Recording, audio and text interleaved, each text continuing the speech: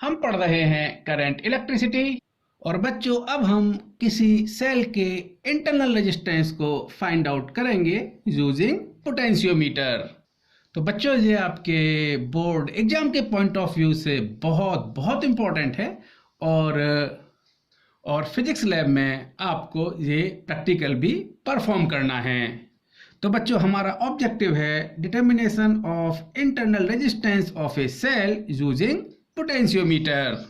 तो बच्चों ये आपका ए बी पोटेंशियोमीटर का वायर है जो कि पॉइंट ए और पॉइंट बी पर टर्मिनेट हो रहा है, और पॉइंट ए और पॉइंट बी के बीच में आपने ये एक बैटरी कनेक्ट की, और जहां पर आपकी ये की है जिसको ऑन करके हम अपने एक्सपेरिमेंट को स्टार्ट कर सकते हैं।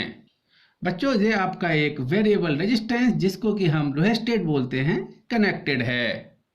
और बच्चों आपने इस ए पॉइंट से एक सेल कनेक्ट किया जिसका कि इंटरनल रेजिस्टेंस आर हमें फाइंड आउट करना है, और इस ए पॉइंट से ही हमने एक रेजिस्टेंस बॉक्स जिससे कि हम एक नॉन रेजिस्टेंस आर इस सर्किट में अप्लाई कर सकते हैं कनेक्ट किया। और बच्चों हमने इस रेजिस्टेंस बॉक्स और इस गैल्वेनोमीटर को एक की के साथ में कनेक्ट किया, और इस गैल्वेनोमीटर का दूसरा टर्मिनल एक जॉकी के साथ कनेक्टेड है जो कि इस वायर ए बी पर स्लाइड कर सकती है। तो बच्चों this is the basic arrangement of our experiment. बच्चों आप एक्सपेरिमेंट स्टार्ट करने के लिए इस की 2 को प्लग इन करते हैं या ऑन करते हैं। अब बच्चों ये बैटरी ए और बी वायर से कनेक्टेड है। हम कंसीडर कर सकते हैं potential gradient of this A B wire is K. अब बच्चों आपको कुछ स्टेप्स परफॉर्म करने हैं। बच्चों स्टेप फर्स्ट यानी आप की 2 को ऑन करने के बाद में, यानी ये एक्सपेरिमेंट आपका जब स्टार्ट होगा जब की 2 आप ऑन करेंगे, उसके बाद में आप इस की 1 को आप ऑफ करेंगे, यानी इस की 1 से हम की को आउट करेंगे। और जब बच्चों हम इस की 1 को ऑफ करेंगे तो इस रेजिस्टेंस का जो कि हमने रेजिस्टेंस बॉक्स से अप्लाई किया है इस सर्किट में कोई भी पार्टिसिपेशन नहीं होगा, और सर्किट में केवल ये सेल कनेक्टेड होगा जिसका कि इंटरनल रेजिस्टेंस हमें फाइंड आउट करना है। अब बच्चों हम इस जॉकी को इस ए बी वायर पर स्लाइड करके नल पॉइंट फाइंड आउट करेंगे, यानी वो पॉइंट जबकि इस गैल्वेनोमीटर में कोई भी डिफ्लेक्शन नहीं होगा। और हमने कंसीडर किया कि वो नल पॉइंट हमारा इस J1 पॉइंट पर आता है, और इस ए पॉइंट से इस J1 पॉइंट की इस वायर पर जो लेंथ है वो L1 है। सो बच्चों ये मैंने स्टेप्स पूरे लिखे हैं। So by sliding the jockey on A B wire we find the null point, let it be at point J1 on the potentiometer wire. So we can find the reading of AJ, यानी हम A और J1 की length find out कर सकते हैं। और length find out करने के लिए बच्चों हमारे पास जहां पर एक मीटर स्केल लगा हुआ है। तो बच्चों let length of J1 be L1।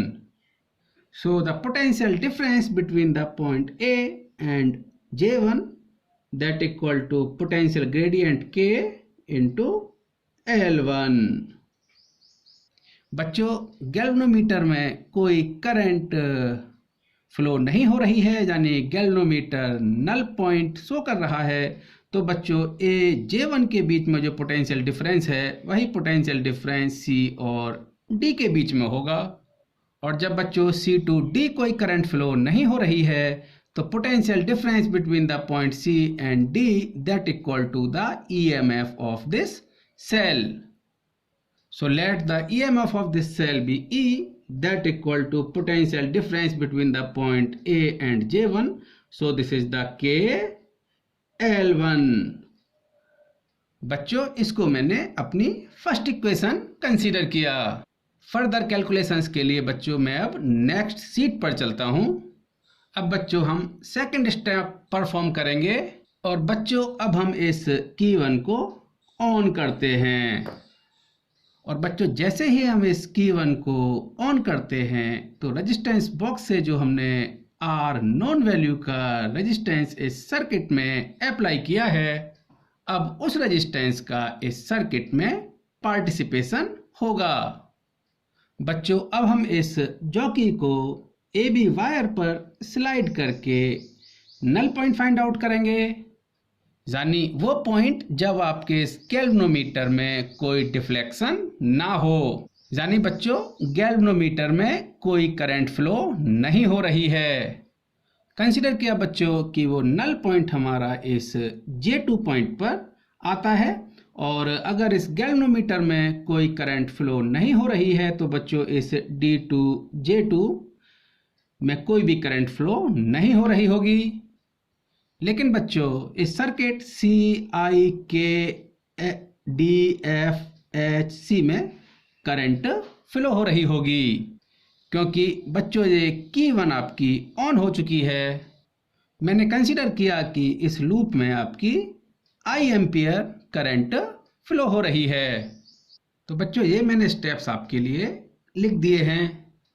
सो बच्चों आपने इस की 1 को ऑन किया, find the null point on sliding the jockey on A B wire of the potentiometer, let it be obtained at point J2 on A B wire. और बच्चों हम इस J2 की लेंथ इस मीटर स्केल से find out कर सकते हैं। सो वी कैन फाइंड J2 और कंसीडर किया कि ये J2 आपका L2 आता है।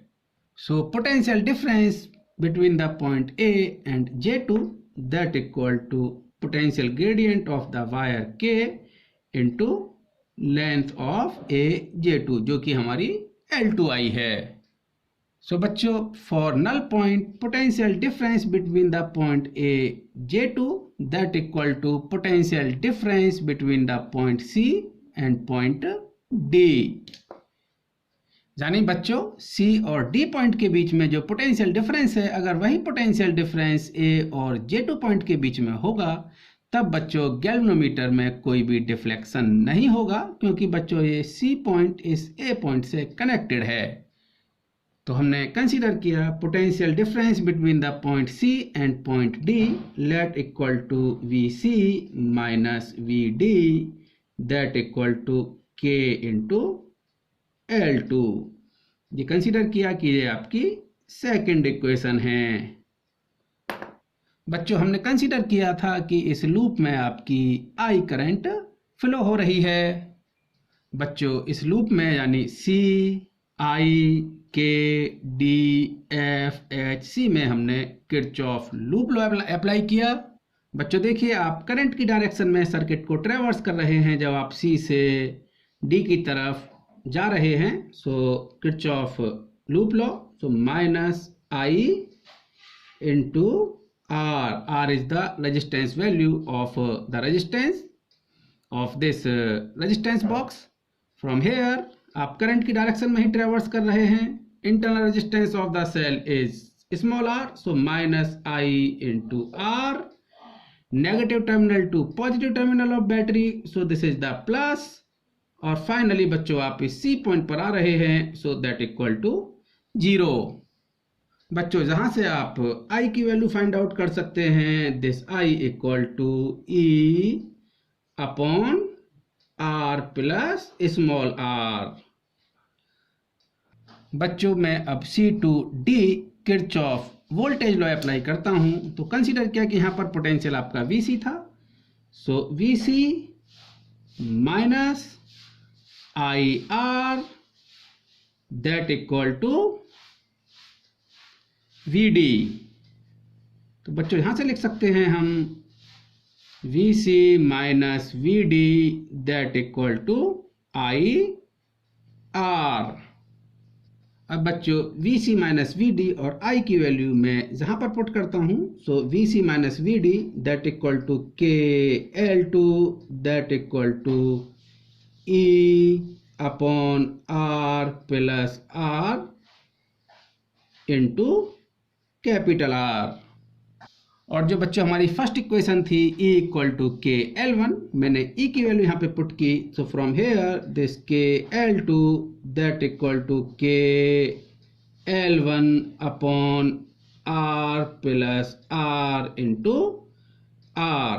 So this K is cancel out.